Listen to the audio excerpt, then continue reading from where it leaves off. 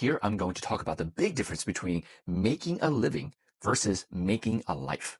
Right? Making a living is what society teaches us to do, right? You make a living, which is amassing money and material things so that you can do what you want. And if you amass enough things, life and society might say that you are successful. You can be very successful at making a living and poorly not successful at making a life, right? You might work so much where it's all about work and generating stuff coming towards you, but your knowing of yourself, your character, your integrity, your family, the people that you love are not being focused on and not being developed and not being cultivated and not being cherished. And so making a life has other aspects to it, right? Which is again, building your character, knowing who you are, doing it everything in service, connecting to spirit, higher self, God, source, whatever you want to call it, the creator, whatever your term that resonates with you.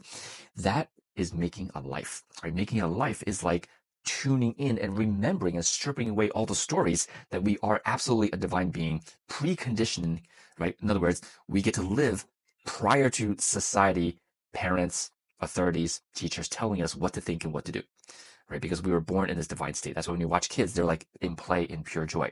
And so we get to strip away all of that and start to, as an adult, live from that energetic state and now create that from that energetic state in service for all life, which is different than typically making a living so that the self, has enough to live from, right? And so again, in all my videos, I remind one is not better or worse than the other. There's no good, bad, right, wrong, positive, and negative. I always, in my content, paint both sides so that you get to live the totality of reality, the heaven and the earth, the hot and the cold, the up and the down, the left and the right. So I'm just stating that there's this other side. I'm sure many of you already are doing this.